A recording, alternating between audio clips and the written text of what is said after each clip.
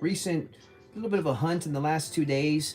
It wasn't much of a hunt. It was kind of a spontaneous hunt, just trying to see what I can see out there. I'm actually highly anticipating those Thanksgiving drops of those LJNs. I missed out on the pre-sale, and so I'm really hoping to see if like maybe one of the targets was gonna release early. So the way I got this set up today, I'm gonna open up all of these figs today, and I kind of have put together just some other figs that either relatable or I'm gonna set them next to. So these are some of the last time is now Torcina figs. I've been hearing guys like Bretto Live just frequently always say like the Brussels Cena, and so today I was like really stoked to have stumbled upon an actual muscles from Brussels Cena.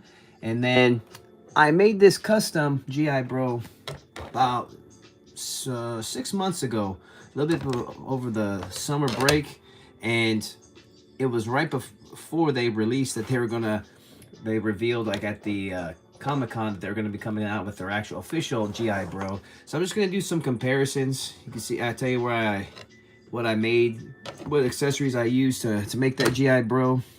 And then this is going to be about my fourth actual Cody suited figure. I have another one back there, and I actually still want to get a couple more of those Cody suited figures. That one basic one where he's wearing like a light blue suit. So, but I primarily want that belt, and I do have a suited figure display that's going to go to. And then we're going to kick things off right here with old mid-90s Fat 2. And I brought these out because for a guy that's not my favorite wrestler, I sure do have a lot of incarnations of him, which just shows you his longevity. You know, for a guy that never won the world title, I mean, he did have he comes from the NOIA family, so that's to be expected. Now, you're going to have to forgive me. One thing I did not do ahead of time was I did not pre-cut. And I do like to collect the card backs just because you never know. For one, I do have a hard time trashing this artwork that's done on these. And that's first and foremost. And then the number two is, as I said, you never know. Oh shoot, I totally forgot this is a Builder figure. I'm seeing this. I just realized that that's the Builder figure part. Sorry, that getting plastic card was super loud. Alright, I'll set the box aside here for later. Now, I was not going to get this, but I just saw a recent fig review on this, and just the soft goods. They're getting just so damn good at making these Mattel figures, regardless of what era, and what they're getting really good about. If you ask me, I mean, they've always been good as far as articulation, but what they're really they're starting to truly perfect things now, especially the soft goods. Now, one thing I am getting, you hear me frequently complain about whenever I do my unboxing videos are all these damn bands that they put on it. They make it just so darn difficult to open up. You see, now that damn hat flew away. Alright, so here we have that. The beanie didn't go as far as I thought. Then he comes with the beret. So yeah, man, this definitely is a nice figure. He's gonna go in my new generation display. I don't have a big one, but I do have some. But I just think it's incredible, all the incarnations that Rikishi Fatu has went through. And you know what? I don't know if anyone has gotten any recent updates on him or comments of him over that Raja Jackson incident, because I know he went radio silent. And I'm just curious if he ever did come out with any type of official release. Forgive the music, guys. I just wanted something other than just dead silence. So I'm just kind of experimenting with just whatever's on the free YouTube audio right now. Whatever they're recommending. Alright, so we did one. Now let's hop to this Cody. Now, one idea I do have with the fact that they're releasing so many of the historical belts, because I think it was in one of those 4-packs that they not recently, but it was within recent years that they released the green belt, the very first WWF championship that Hulk Hogan won. All right, set this aside for me to cut through later. And then in that WWE Champions 4-pack that came out with Cena, Roman Reigns, Warrior, and Bruno Sammartino, they released the first ever WWE Championship, the one that Buddy Rogers wore. And I think that's incredible. And just belt collectors and belt historians are just, it's just fascinating pieces of history. I heard the original WWE Championship was up in somebody's attic, and that person was like the relative of somebody that used to have some kind of business dealings with Buddy Rogers. And when they presented it to Bruno during his Hall of Fame, Bruno like actually got very emotional. So this particular belt, this is from the Bob Backlund era. I think Bob Backlund is most famous for, or this belt is more recognizable with Bob Backlund, but this is the WWF. And if you look closely, they don't have it saying that. They just kind of have just a generic logo, or just kind of a blank logo right there. But I think you see some closer pictures that says WWF. And there was also a blue strap version of this one. But this is the one that Cody had shown that his dad had, I think, won by count out, or they got the crowd hyped up. And then they had to take the belt away because the belt doesn't change hands through count out or disqualification. But one idea I did have with these belts is I take this belt, the Buddy Rogers belt that Bruno's wearing, and then that green Hulk Hogan belt, and then many of the incarnations of the current WWE Championship, and make like a Triple H office and put those belts on display in the back. That's one idea I did have. I also had an idea of making buy a diorama of like a warehouse in the background and make like a WWE warehouse display. But the only problem is just the upkeep of that. You know, you're going to be using up a lot of your real estate, and it's kind of tough to, I think us all as a collectors, we always have a hard time finding like enough spacing for stuff. So if I have to do that, it'd have to be a temporary display. But nonetheless, I'm really excited to get this belt. I'm especially excited to have found this Chase variant. What was crazy was the Target, it had 2 of these Chase variants, but it didn't have any of the regulars. And I just felt very fortunate because I actually found at the other Target yesterday, and I was just, you know, casually looking, I found the regular one of these, but that's on my Christmas list. So I put that one away because I know I'm going to be likely receiving that one. But the Chase variant, though, that one is fair game. And I've been wanting that championship belt. And then I'll add Cody, this particular Cody, likely to my suited display that you see right there.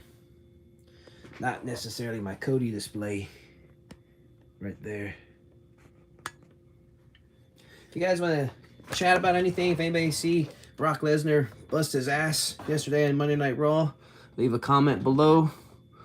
Up next, that I'm going to open up next to my custom GI Bro is the actual official GI Bro.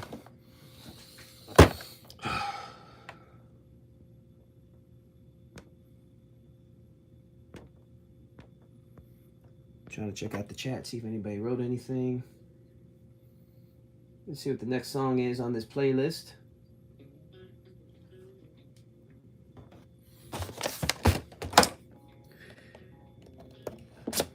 I'm not sure if I would have made a custom GI Bro had I known they were going to make an official release one. But I'm glad I did, though, because it was a lot of fun making that.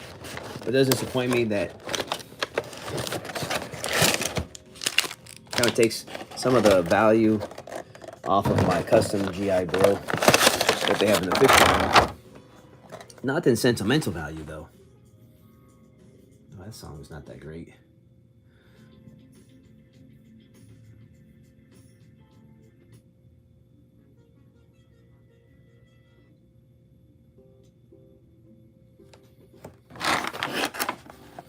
Man, that is nice. Let's cut those straps.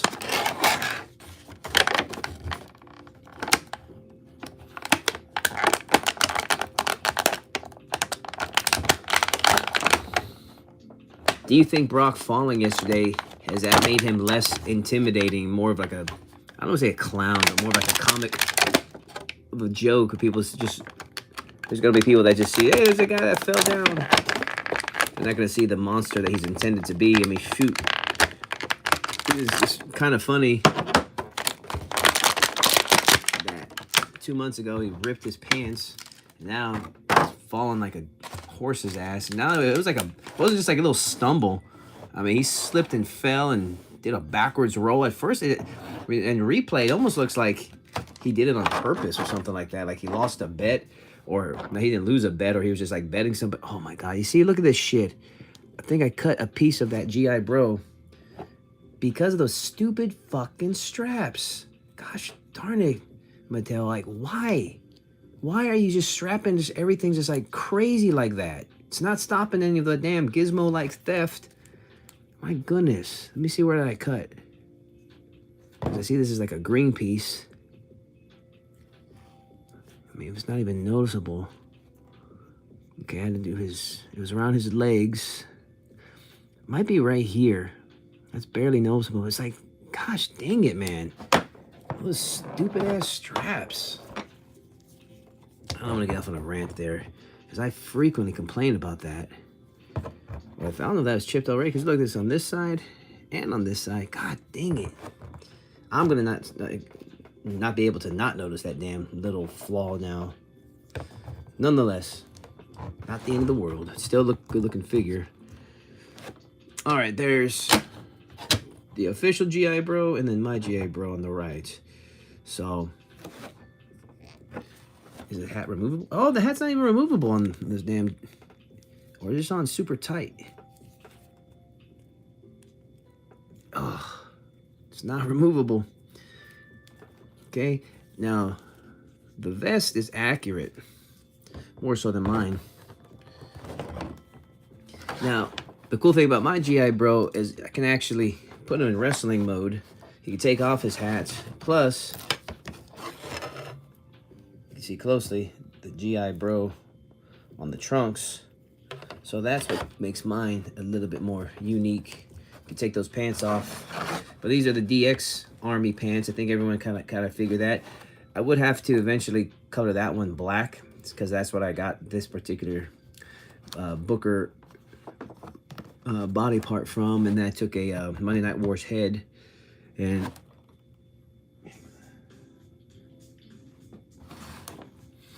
the vest came from that Hogan SummerSlam 91.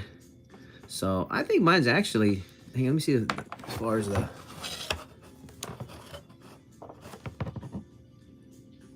see that paint, the camouflage paint, and the picture they have on the, okay, I think I did a pretty darn good job compared to the, as far as the paint is concerned. The picture that they have on the box, posted on like social media, like both of these pictures I used as references to do the paint, the camouflage paint. And then the hat was like, I think a Jack's hat, a plain black hat that was used for somebody. And I just decided to go ahead and use it for the GI Bro. All right, so now the big one. Now we move on to the Cena Muscles from Brussels. Now they say, I think that this is like the last of the Cena tour, Cena collectibles that are going to be. Now these I can't help but buy two of the Cenas, the farewell Cenas. So I have one that I put in box, that I display in box, and one that I'm going to display out of box. The only thing I don't have two of is, probably should have bought a second one of that basic, but I don't know. I've been trying to stop myself from buying not spontaneously, but impulsively buying two figures, almost like fear of missing out, or fear that I'm gonna wish I had made two and do a inbox and loose collect display. But these Cena ones, I'm gonna sit on it for a while as far as the inbox display. These are collectible too.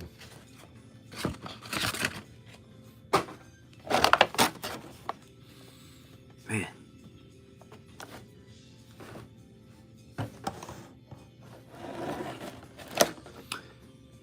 Now these I'm gonna be extra careful for. I don't want to repeat what just happened with this damn GI Bro. Oh, okay, look, that one wasn't even strapped in. I have even stabbed myself trying to get these damn straps off. Okay. Thankfully, they don't have them on his ankles. Now, for a while there, when I see the Brussels one advertised, I would mistake it for that one because they were kind of both red. But I see like the difference in the hats.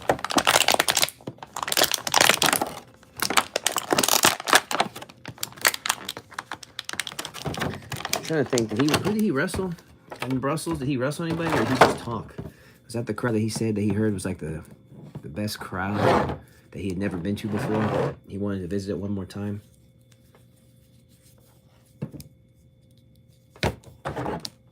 Here we have all of my Cenas. Appreciate you guys for joining in. If you have any comments, go ahead and leave one in the chat. So just unboxed that Cena. Let's go along with all my other Cena in the last time is now tour. There's my custom GI Bro with my official GI Bro.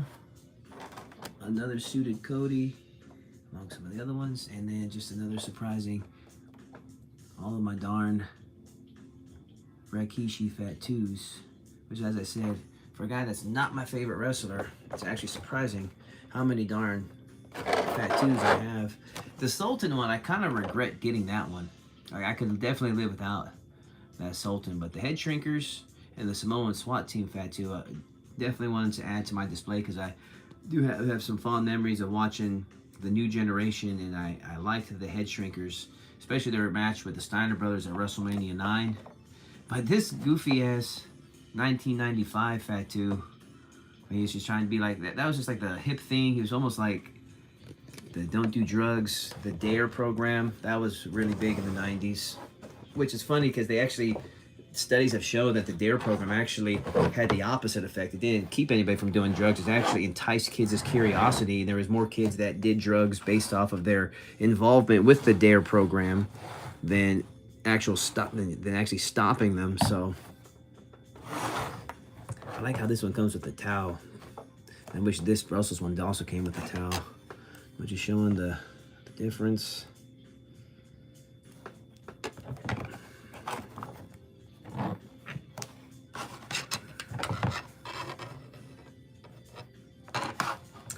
And then I saw on, what was it, Fig Heel had said that he actually he never actually wore that shirt. But